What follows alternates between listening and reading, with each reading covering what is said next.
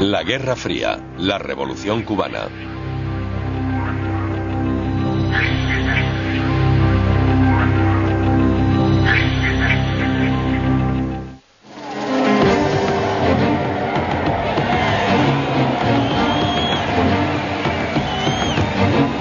De enero de 1959, un paseo triunfal hacia el Capitolio de La Habana marcó el regreso de Fidel Castro.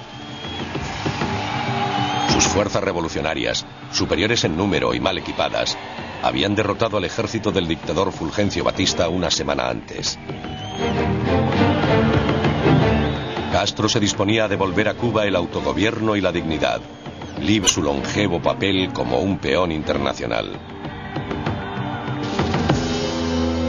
El 10 de enero, mientras se dirigía a las enardecidas masas, una paloma de las muchas liberadas en la celebración, se posó sobre el hombro de Castro y permaneció allí durante su discurso. Para los cubanos de la antigua religión de la santería, fue una prueba irrefutable de que los mismos dioses habían elegido a Fidel Castro para dirigir Cuba.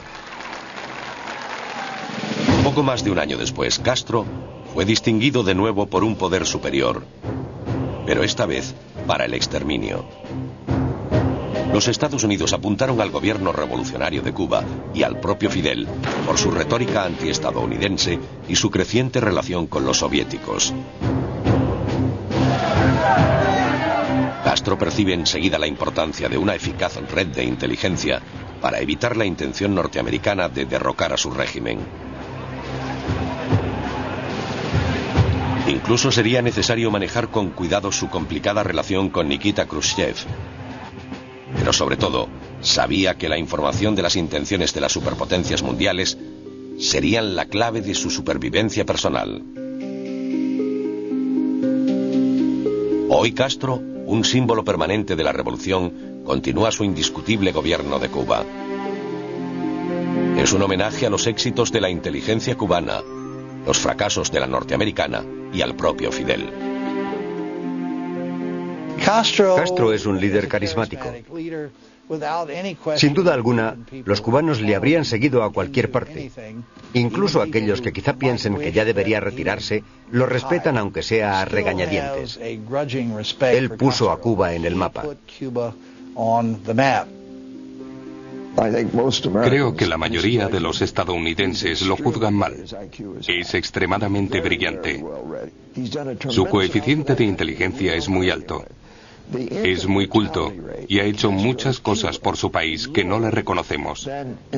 La tasa de mortalidad infantil en la Cuba de Castro es menor que en la capital del país más rico del mundo, Washington, D.C.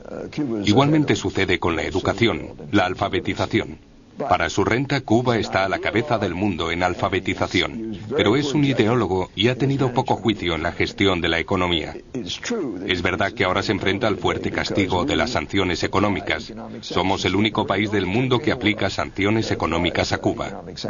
Es un golpe, pero podría superarlo en gran medida si hubiera introducido unos principios de mercado en su economía. En eso cometió un grave error. Ahora en el siglo XXI, la Unión Soviética ha desaparecido. Las relaciones estadounidenses con Vietnam y Corea del Norte van mejorando. Incluso la República Popular de China se mueve hacia el capitalismo. Pero la única verdadera dictadura comunista del mundo sigue gobernando en el Caribe a pesar de las tremendas dificultades económicas. Como durante generaciones, crecer y sobrevivir en Cuba es una lucha, algo de lo que Castro fue muy consciente de niño.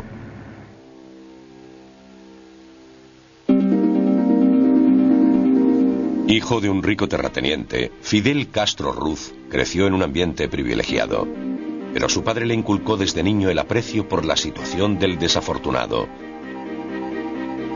Tanto Fidel como su hermano menor, Raúl, se comprometieron desde muy pequeños a mejorar las condiciones de los oprimidos cubanos.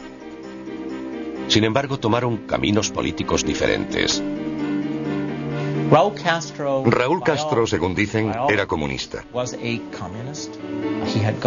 Había asistido a un campamento juvenil comunista en Europa Central en los años 50. Entabló amistad con jóvenes miembros de la KGB en aquel tiempo. No existen pruebas de que su hermano sintiera alguna vez tanta inclinación.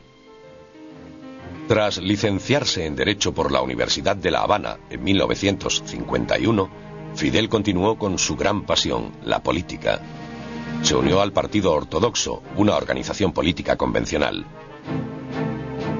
Cuando Fulgencio Batista subió al poder en 1952, Castro llegó a creer que una revuelta armada sería el único modo de restaurar el orgullo nacionalista y los derechos humanos básicos. En julio de 1953, Fidel Castro mandó a 125 hombres en un ataque contra un cuartel del ejército cubano. La revolución cubana había comenzado, pero fracasando. La mayoría de los hombres de su grupo murieron, y Fidel fue capturado, juzgado y sentenciado a 15 años en prisión. La fecha del ataque rebelde, el 26 de julio, se convirtió en un día sagrado de la revolución y aún es celebrado como fiesta en Cuba. En mayo de 1955, menos de 2 años después, Batista cedió ante la presión popular y concedió la amnistía a Fidel Castro. Se le prohibieron las intervenciones públicas y viajó a México para huir de la ira de Batista. Durante su exilio, la vida en Cuba fue a peor para los que se oponían al dictador.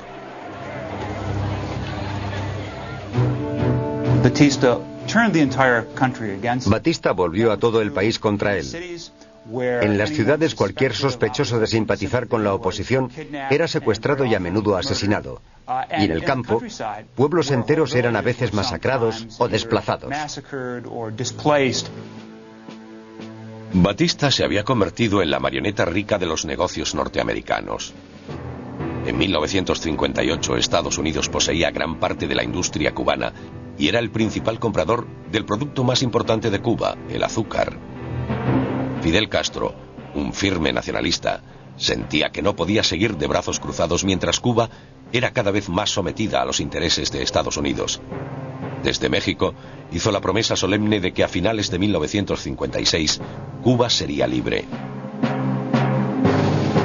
Batista no envió agentes de la inteligencia cubana a controlar a los rebeldes, pero no solía perderlos de vista con la ayuda de los agentes mexicanos. Raúl Castro y otros idealistas revolucionarios se unieron a Fidel en México. A petición de Batista, el gobierno mexicano presionó a Fidel y proporcionó informes sobre sus actividades a La Habana. Apiñados en un pequeño barco, Castro y su grupo de 81 hombres partieron de México hacia Cuba en diciembre de 1956 para reanudar la lucha de la revolución. Las autoridades mexicanas informaron a La Habana de la partida. Cuando los rebeldes llegaron a la isla 4 días después, fueron atacados por el ejército cubano que les esperaba. Solo 16 de los 82 rebeldes sobrevivieron. Fidel, Raúl y los otros 14 se escondieron en las montañas de Sierra Maestra. Pero en los 2 años siguientes se las arreglaron para reunir un ejército de 10.000 hombres y llevar a cabo su revolución. Entre ellos se encontraba un joven médico argentino, Ernesto Che Guevara. Fidel y el Che establecieron una relación de admiración mutua y de verdadera amistad. Sin embargo, en cuanto a la política, Raúl Castro y el Che tenían mucho más en común. El Che era un marxista-leninista convencido, pero era antisoviético. A pesar de que el Che y otros comunistas formaban parte de la rebelión, Fidel temía que se le pusiera la etiqueta de comunista a su revolución. Eso afectaría negativamente a la opinión mundial, algo que Fidel valoraba en gran medida.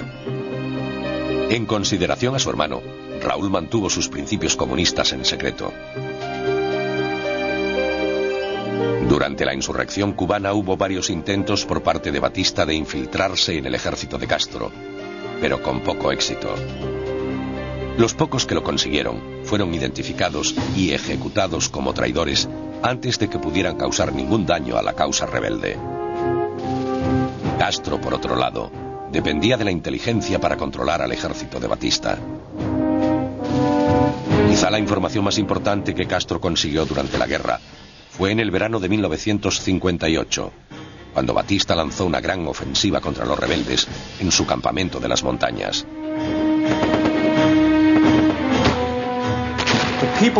La gente de la zona apoyaba a los revolucionarios y los mantenía informados de la localización de las tropas de Batista en cada momento. Así podían atacar a las unidades del ejército individualmente y vencerlas una tras otra, logrando ganar una batalla en la que eran superados en proporción de 10-1. Aquello indicó al ejército que probablemente iba a perder esta guerra, y a partir de ese momento su actuación empezó a deteriorarse, cayó la moral, aumentaron las deserciones, los rebeldes bajaron de las montañas y empezaron a avanzar sobre las ciudades de la isla. El avance hacia La Habana estaba en marcha, pero Castro necesitaba desesperadamente suministros para asegurarse la victoria final. Aquella necesidad llevó a los comienzos secretos de la que se convertiría en la relación más notoria y enardecida entre dos países durante la Guerra Fría.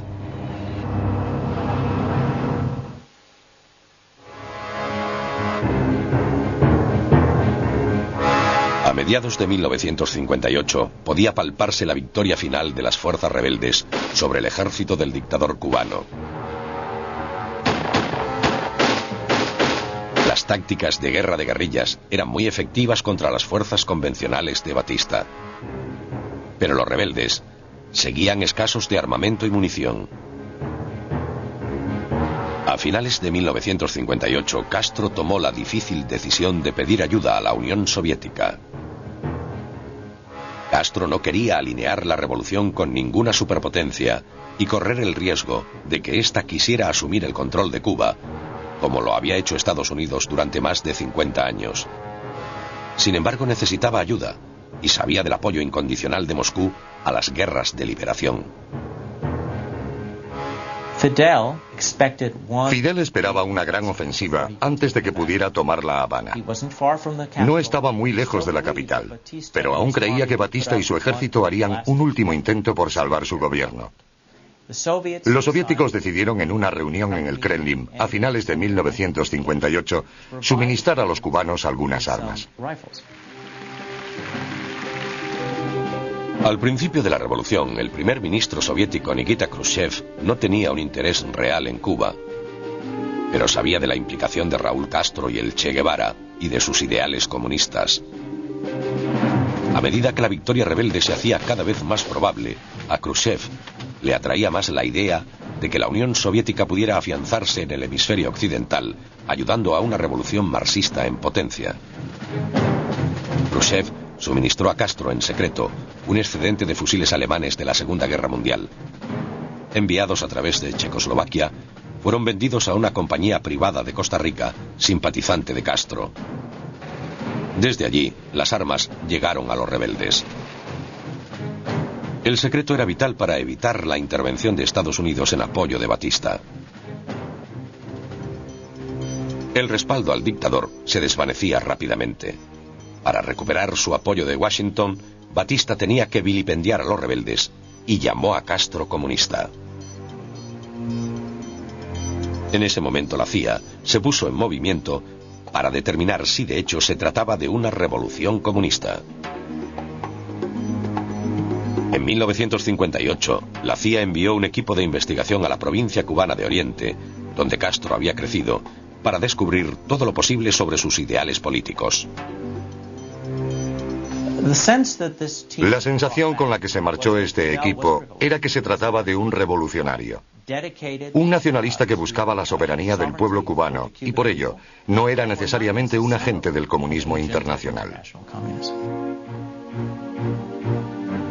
El 31 de diciembre de 1958, Fulgencio Batista huyó de La Habana con millones de dólares de fondos malversados. La tarde siguiente, el día de Año Nuevo de 1959, Raúl Castro y el Che Guevara llegaron a La Habana entre los vítores de una multitud extasiada. Fidel, que en el momento de la victoria se encontraba luchando al otro extremo de la isla, llegó a La Habana el 8 de enero. Castro aprobó 1.500 nuevas leyes durante el primer año de su régimen. Aumentó los salarios, redujo los impuestos e incautó las explotaciones de propietarios extranjeros que distribuyó entre los campesinos cubanos sin tierras. En 1960 todas las empresas extranjeras en Cuba fueron nacionalizadas, lo que provocó una enorme pérdida para empresarios y el crimen organizado de Estados Unidos, propietarios de los casinos de Cuba. La popularidad de Castro en los Estados Unidos continuaba sufriendo debido a las ejecuciones de algunos partidarios de Batista, que no habían huido. A pesar de su odio por el hecho de que Estados Unidos hubiera maltratado a su país, Fidel partió inmediatamente para cultivar su relación con Washington y el pueblo norteamericano. En abril de 1959 visitó varias ciudades estadounidenses. Cuando Fidel Castro vino a Estados Unidos 3 meses después de su triunfo, la CIA mantuvo una reunión secreta con él donde se le dijo: hay comunistas en su gobierno y nosotros queremos ayudarle a descubrirlos. Vamos a establecer una línea secreta entre la CIA y su gobierno para que podamos facilitarle información sobre esos comunistas. Y Castro, por supuesto, pretendió estar de acuerdo. Así que durante unos meses la CIA pasó información de inteligencia a Cuba. Sin embargo, rápidamente se convencieron de que su impresión inicial sobre Fidel Castro era equivocada y que no era alguien a quien podían controlar. A finales de 1959 empezaron a circular informes por el cuartel general de la CIA recomendando el asesinato de Castro. Durante su viaje, Fidel se enfrentó a duras preguntas de la prensa sobre si él y su hermano eran o no comunistas.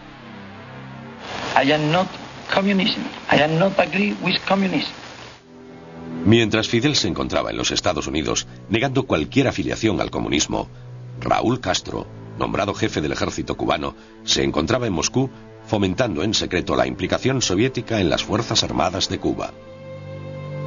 Nikita Khrushchev estuvo de acuerdo en enviar a comunistas españoles a La Habana para ayudar a preparar a un ejército fiel a Fidel y al objetivo del marxismo en Cuba. Cuando Fidel regresó, se produjo cierta tensión entre los hermanos. Fidel no quería que una gran potencia se entrometiera y le indicara el curso que debía tomar su revolución. Los esfuerzos de Raúl Castro le estaban haciendo cada vez más difícil negar la implicación soviética. Sin embargo, algunos estudiosos están convencidos de que Fidel no solo conocía las acciones de Raúl en la Unión Soviética, sino que las apoyaba en secreto. Otros miembros comunistas del gobierno revolucionario animaron a Castro a comerciar con Moscú, intercambiando azúcar por equipamiento agrícola e industrial. En febrero de 1960, una delegación soviética llegó a La Habana para firmar un acuerdo comercial entre Cuba y la Unión Soviética. Aquel pacto era todo lo que Estados Unidos necesitaba para confirmar sus sospechas de que Fidel Castro era de hecho un comunista. Había comenzado la gran lucha de Fidel por sobrevivir a la ira de Estados Unidos, una nación que intentaría destruirlo.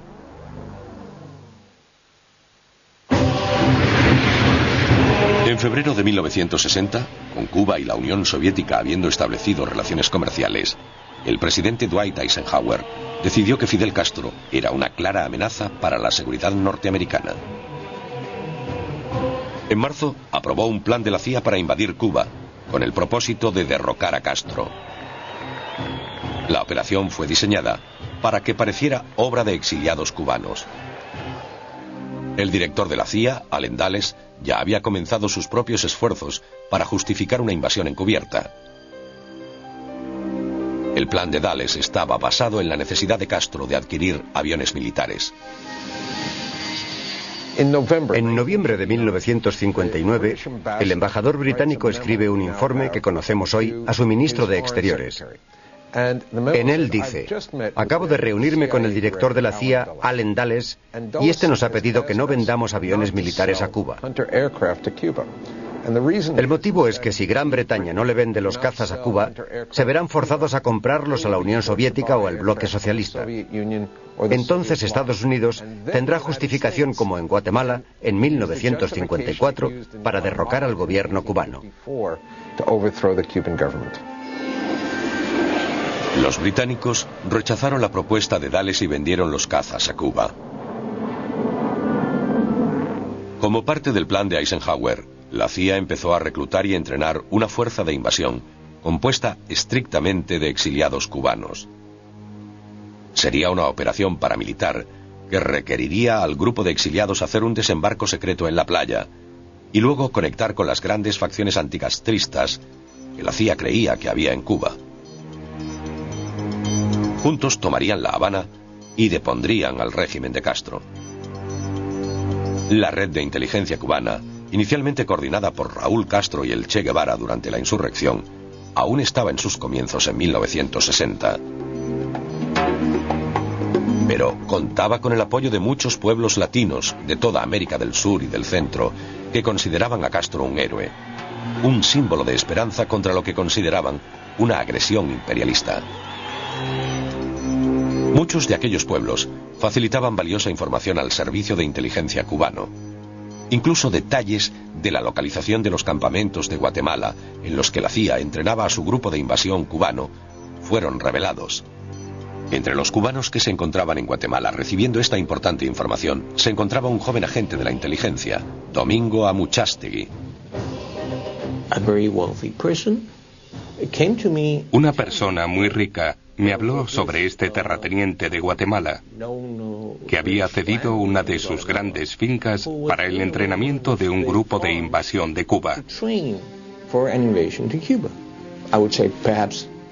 Unas 2 semanas más tarde, un hombre normal y corriente, un campesino, llamó a la puerta de la embajada para contarnos la misma historia.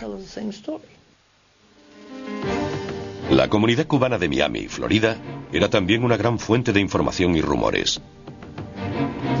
Sin embargo, a principios de abril de 1961, Castro aún no conocía el lugar designado para la invasión de Cuba. Mediante algunas fuentes de Miami, la DGI, Dirección General de Inteligencia, primer servicio cubano de información, supo que la fecha prevista era el 17 de abril. Castro necesitaba desesperadamente la protección soviética ante lo que él creía sería una invasión norteamericana a gran escala. Pero Moscú no estaba dispuesto a arriesgarse a enfurecer a Washington por una pequeña nación isleña que ni siquiera había declarado su revolución como socialista. Para justificar un ataque, el 15 de abril, 2 días antes de que tuviera lugar la invasión, la CIA envió bombarderos pintados como cubanos para destruir aviones de las fuerzas aéreas de Castro mientras estaban en tierra. Los Estados Unidos esperaban crear en el mundo la ilusión de que su ejército se había vuelto contra él. El engaño norteamericano no resultó creíble. El día después del bombardeo, en el funeral de los que habían muerto durante el ataque, Castro alineó públicamente a Cuba con la Unión Soviética, declarándola un estado marxista-leninista. Este fue un esfuerzo transparente por parte de Castro para forzar a los soviéticos a acudir en su ayuda. Y así, durante el siguiente año, empezó a crear aquel Estado marxista-leninista con un gobierno comunista.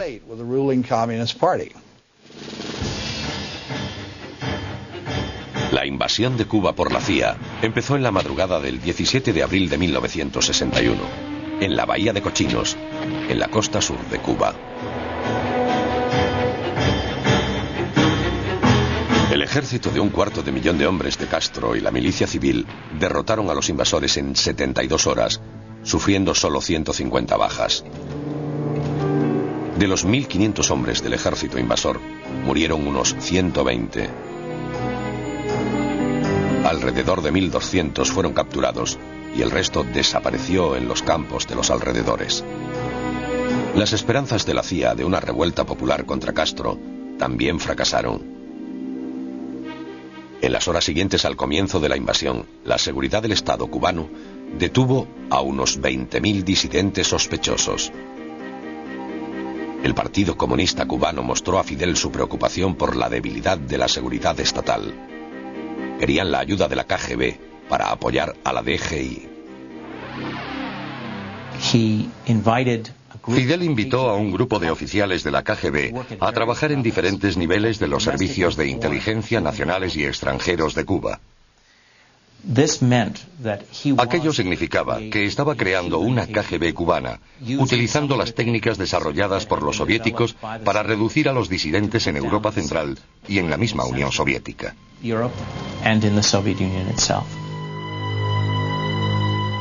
Tras la humillante derrota en Bahía de Cochinos, el hermano del presidente Kennedy, el ministro de Justicia Robert Kennedy, pedía venganza. Se propuso eliminar a Fidel Castro, declarando este objetivo como prioridad del gobierno de los Estados Unidos. Solo 4 meses después del suceso de Bahía de Cochinos, Castro empezó a considerar la forma de arreglar las relaciones entre Estados Unidos y Cuba.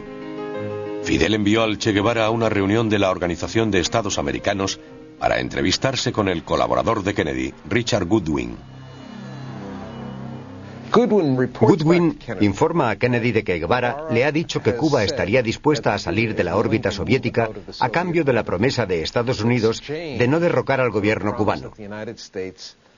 Goodwin dijo: esto muestra que la Unión Soviética probablemente no va a ayudarles, y lo que deberíamos hacer es patearles mientras son débiles. Y propuso una serie de medidas para deshacerse de Castro.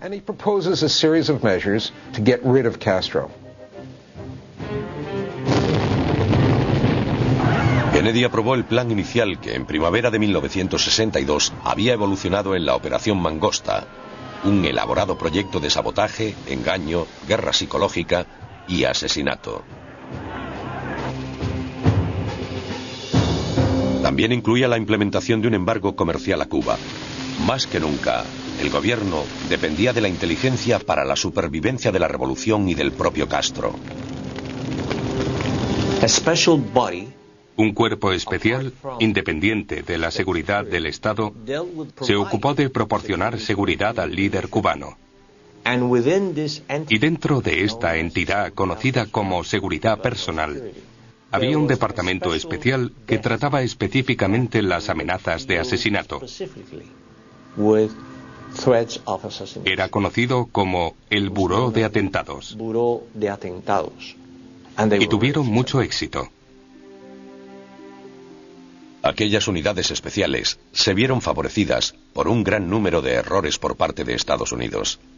La CIA incluso se acercó sin saberlo a miembros de la familia y amigos de Castro en un intento por reclutar cubanos para asesinarlo. La Habana y Moscú se dieron cuenta de que aquellos errores de los Estados Unidos solo servían para fortalecer la decisión de Washington de deshacerse de Castro. El primer ministro soviético Nikita Khrushchev vio una oportunidad única en esto.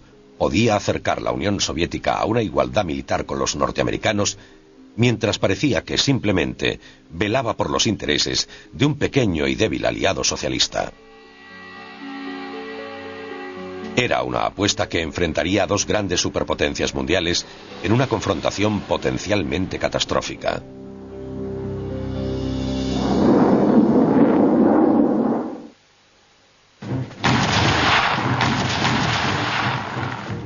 Después del suceso de Bahía de Cochinos, la inteligencia cubana y la soviética trabajaron incansablemente para saber si Washington estaba planeando una segunda invasión de Cuba. La DGI cubana empleó todos sus medios en descubrir cualquier plan de invasión y complot para asesinar a Castro.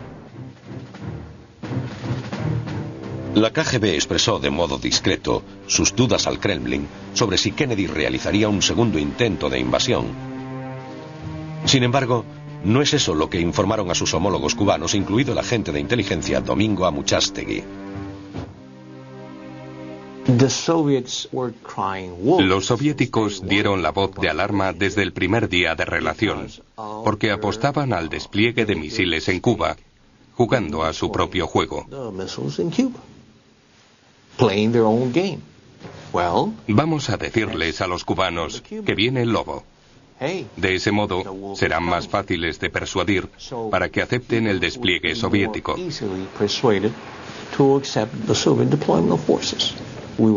Estábamos siendo utilizados manipulados por motivos estratégicos, intereses de la Unión Soviética, sin prestar ninguna atención a los intereses de Cuba.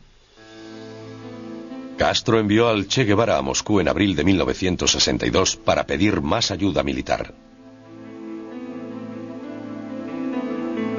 El mes siguiente, Khrushchev propuso a Castro el despliegue de misiles nucleares estratégicos en Cuba.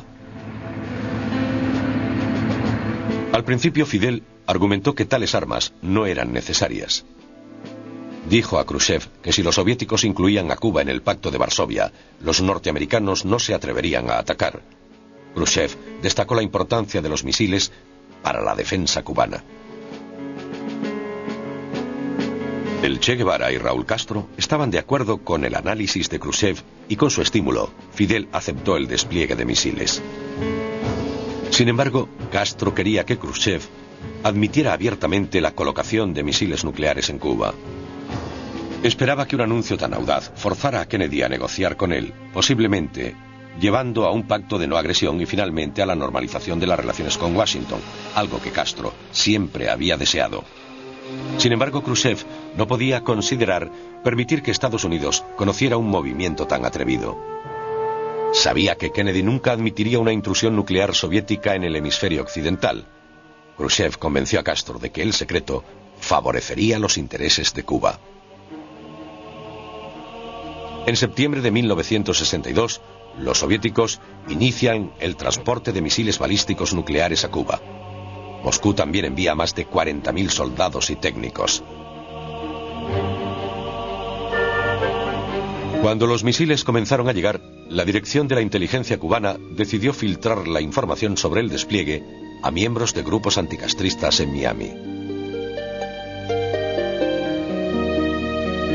Como bien se sabía en La Habana, la noticia llegaría inmediatamente a la CIA. No lo creyeron. No lo creyeron porque después de lo de Bahía de Cochinos, habían llegado a la conclusión de que los cubanos no eran de confianza en absoluto. Y solo creerían que había misiles en Cuba si aparecían con uno de ellos en Miami.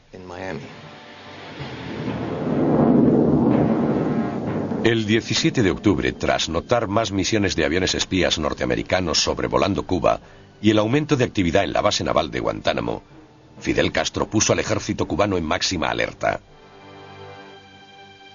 El 22 de octubre, el presidente Kennedy anunció la presencia de misiles soviéticos en Cuba al pueblo norteamericano. La información recibida en La Habana por vías cubanas era escasa. Castro dependía de las embajadas en México y en las Naciones Unidas, a través de canales soviéticos, para la mayor parte de su información de inteligencia. El 26 de octubre, sin ninguna evidencia por parte de la DGI que apoyara esta creencia, Fidel Castro se convenció de que en pocas horas se produciría un ataque a Cuba por parte de Estados Unidos. Preparó a su país para lo peor y envió una carta desesperada a Khrushchev pidiendo a los soviéticos que golpearan primero con sus armas nucleares antes de que lo hiciera Estados Unidos. Sin que Castro lo supiera, los detalles de un acuerdo estaban siendo discutidos por Kennedy y Khrushchev sin la participación de Cuba. Nikita Khrushchev anuncia los asombrosos resultados de aquellas conversaciones el 28 de octubre. Había acordado retirar los misiles soviéticos de Cuba.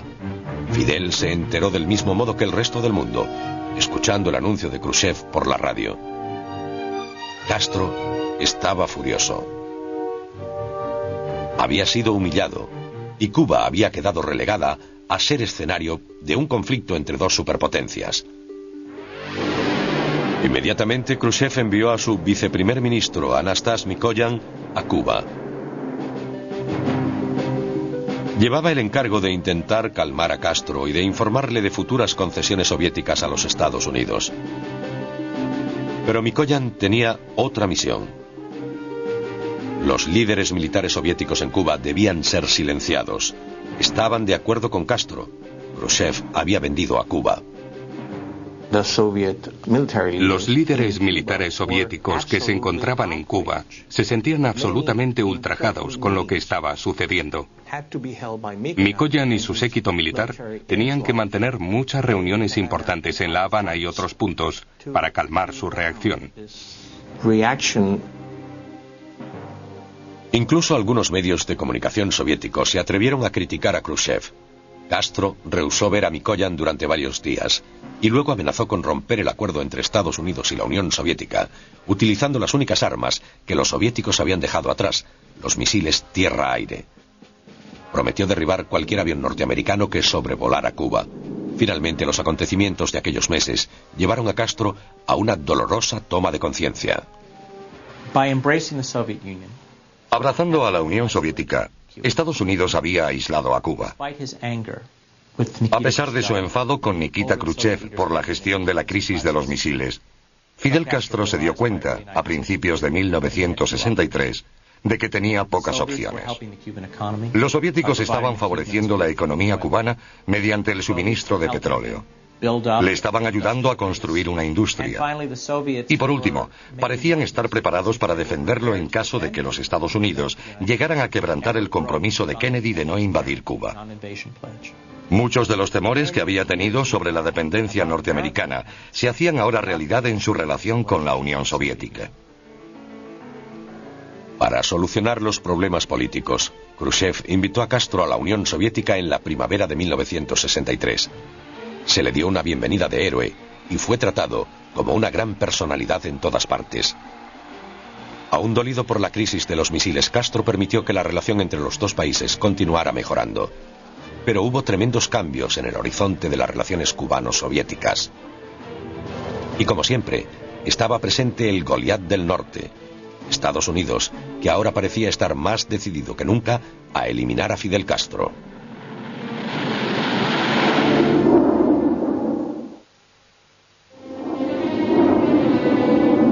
A pesar de que inicialmente Castro se opuso a su despliegue, cuando el primer ministro soviético Nikita Khrushchev empezó a retirar los misiles en noviembre de 1962, Fidel sintió que Cuba se convertía en un blanco fácil ante cualquier agresión estadounidense.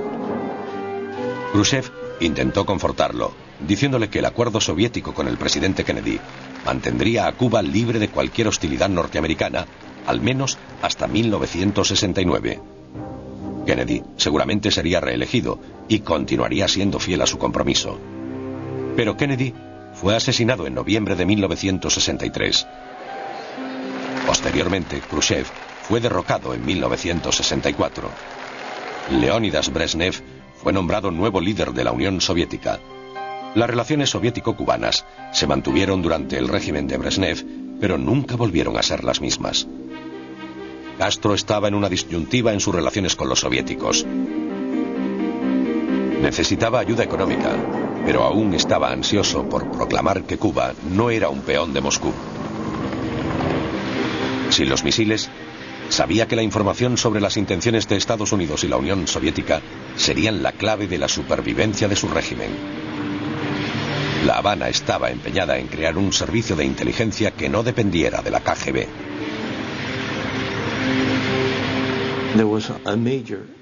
Hubo un gran impulso para crear nuestro propio servicio de inteligencia más independiente y más efectivo. En un corto periodo de tiempo, Cuba tuvo su propio sistema de códigos, equipamiento, todo. En 1966, el Che Guevara, disfrazado y con pasaporte falso, dejó La Habana y viajó a Bolivia para unirse a los rebeldes comunistas que luchaban contra el gobierno de su país. En 1967, tropas bolivianas capturaron y ejecutaron a Guevara. Fidel Castro perdió a un buen amigo y a un miembro clave de su círculo más próximo. Pero Raúl y Fidel siguieron comprometidos a fomentar las revoluciones socialistas. Desde finales de los años 60 hasta finales de los 80, Cuba envió tropas a todo el mundo para apoyar las guerras contra las agresiones imperialistas. Pero la implicación de Cuba en Nicaragua, El Salvador, Angola, Etiopía, Guatemala, Granada y otros países tenía otro propósito. Fidel Castro pensaba que la mejor forma de enfrentarse a Estados Unidos era crear 2, 3, muchos Vietnam. Creía que esa era la mejor forma de defenderse ante una aparente amenaza de los Estados Unidos. Los soviéticos apoyaron estas acciones, encantados con el acuerdo de que Cuba lucharía mientras la Unión Soviética simplemente aportaría el equipamiento militar. En 1991 toda ayuda cubana a luchas políticas en el extranjero cesó repentinamente con el colapso de la Unión Soviética. Castro se encontraba solo de repente. Tenía que averiguar cómo sobrevivir sin el importante apoyo económico de los soviéticos, estimado entre 5 y 6.000 millones de dólares al año. Pero Fidel ha mantenido la independencia de Cuba. Ahora, en el siglo XXI, el paso de los años se refleja en el una vez robusto líder. Y el frustrante efecto del embargo de los Estados Unidos se manifiesta en las calles de La Habana y por toda la isla. Mientras que el pueblo y el gobierno de Cuba han tenido que enfrentarse a drásticos recortes económicos, el compromiso cubano de establecer redes de inteligencia continúa siendo una prioridad. Como siempre, Castro siente la presión de Estados Unidos y de la comunidad cubana exiliada en todo el mundo. Debe estar alerta. Allí donde va siempre lleva guardaespaldas muy cerca, como hacen todos los jefes de Estado. Pero debido a los interminables intentos de asesinarle, sus guardaespaldas están más alerta que la mayoría. En el 2001 vimos la detención y el juicio de lo que llaman la red de avispas de espías cubanos en el sur de Florida. Toda una red que la inteligencia cubana ha establecido para vigilar el mando militar del sur y asegurarse de tener información por adelantado en el caso de que se prepare una invasión de la isla.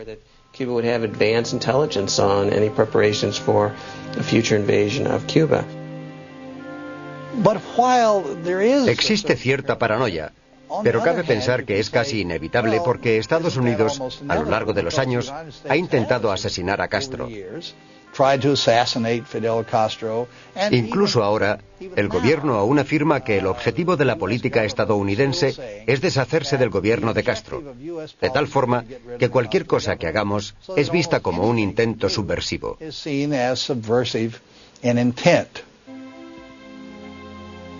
Hasta hoy, muchos creen que Castro utiliza el miedo de la constante amenaza de ataque de los Estados Unidos en su provecho. Nosotros hemos creado a Castro. Nosotros lo hemos hecho. Le dimos un demonio extranjero al que señalar. Él puede decir, mirad, ese inmenso país al otro lado de la frontera es el único en el mundo que nos aplica sanciones económicas. Intentaron asesinarme a lo largo de varias administraciones. Eisenhower, Kennedy, Johnson.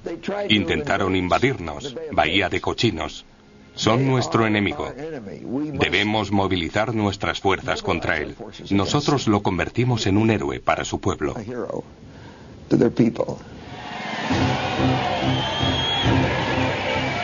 Pocos líderes mundiales han sido capaces de permanecer en el poder tanto tiempo como Fidel Castro. Durante más de 4 décadas, se las ha arreglado para mantener la atención del mundo entero, ya fuera para elogiarlo o condenarlo. Aunque su capacidad para inspirar a las multitudes quizá no sea lo que era, su astucia y su constante compromiso con lo que cree que es mejor para Cuba no se pueden negar. Sin embargo, es su elección de un camino difícil para sus paisanos, un camino que casi siempre lleva a la confrontación con los Estados Unidos, lo que será cuestionado y debatido mucho después de que se haya ido.